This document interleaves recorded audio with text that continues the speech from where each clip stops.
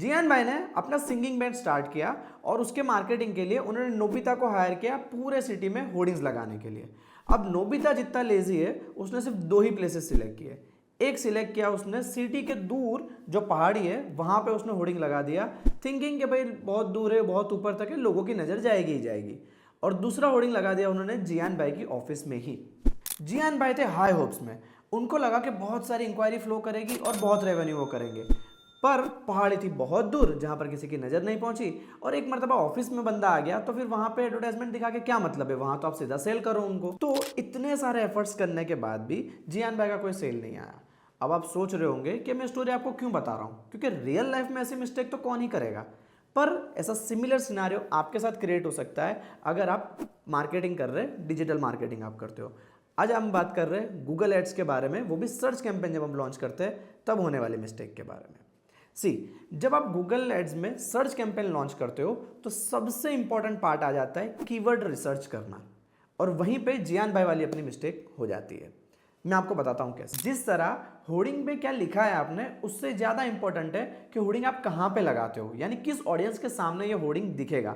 उसी तरह जब आप कैंपेन लॉन्च करते हो तब कौन से कीवर्ड सिलेक्ट करते हो वो बहुत इंपॉर्टेंट है, क्योंकि कीवर्ड का लिटरली मीनिंग है कि किसके सामने ऐड दिखेगी और कब ऐड दिखेगी। समझिए, यहाँ पे है जियान भाई और यहाँ पे है उनके कस्टमर।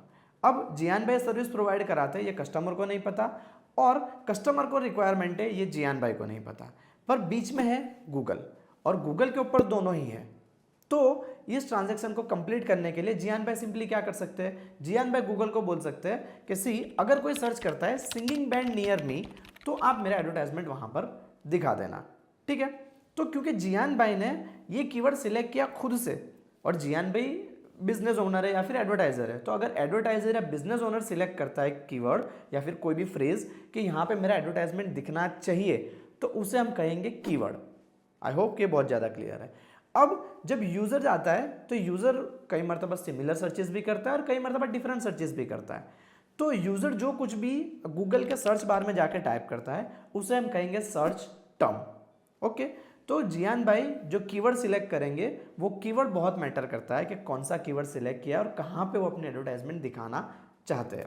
जब आप कैंपेन लॉन्च करते हो उसके पहले ही आपको कीवर्ड फाइनलाइज कर लेने जिसके ऊपर आप आपके एडवर्टाइजमेंट प्लेस करना चाहते हो। अब इस वीडियो में हम कीवर्ड रिसर्च कैसे करनी है उसके बारे में बातचीत नहीं करने वाले।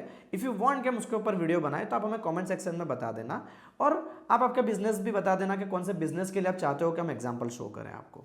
अच्छा, तो आपको जो भी कीवर्ड फाइनलाइज करने हैं वो कीवर्ड के अंदर कुछ क्वालिटीज़ होनी चाहिए, जिसमें से कुछ क्वालिटीज़ मैं आपको अभी बता रहा हूँ। हालांकि ये कंप्लीट लिस्ट नहीं है, पर कुछ बहुत इंपॉर्टेंट क्वालिटीज़ मैं आपको बता दे रहा हूँ। जितने ही कीवर्ड आप सिलेक्ट करो सारे ही कीवर्ड आपके बिजनेस के साथ रिलेवेंट होने चाहिए, यानी मेक सेंस करने चाहिए।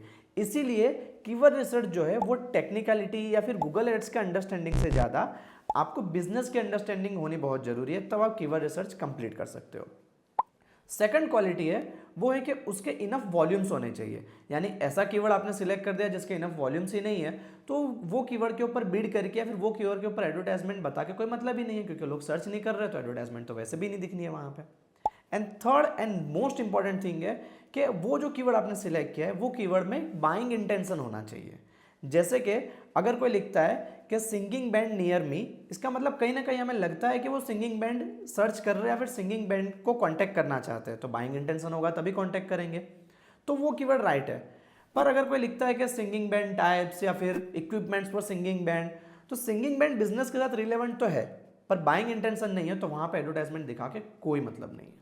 अब हम हमारी स्टार्टिंग की स्टोरी और ये वीडियो में जो हमें लर्निंग मिली है उन दोनों को कनेक्ट करें तो हमें पता चलता है कि ऐसे कीवर्ड सिलेक्ट करना कि जिसके वॉल्यूम्स ही नहीं है, ज़्यादा लोग सर्च ही नहीं कर रहे, वो इक्विवेलेंट हो जाता है कि जाके पहाड़ी पे होर्डिंग लगाना। वहाँ भी ज़्यादा लोग दिखने वाले नहीं है और यहाँ पे ज़्यादा लोग सर्च करने वाले नहीं है, तो दोनों ही जगह पर एडवर्टाइजमेंट दिखा के या फिर एडवर्टाइजमेंट प्लेस करके कोई मतलब नहीं है। वैसे ही अगर आप ब्रांड कीवर्ड सिलेक्ट करते हो, यानी ऐसे कीवर्ड जहाँ पे आपका ब्रांड का नेम इंक्लूडेड है, यानी अगर जियान जी के ब्रांड का जो नेम है वही नेम अगर इंक्लूडेड है, तो वहाँ पे एडवर्टाइजमेंट दिखाना इक्विवेलेंट हो जाता है कि बंदा जब ऑफिस में आ चुका है फिर आप वहाँ पे आपका एडवर्टाइजमेंट दिखा रहे हो। अब ये दोनों ही प्रैक्टिस आपको अवॉइड करनी चाहिए अगर आप लिमिटेड बजट पे हो या फिर जस्ट स्टार्ट कर रहे हो।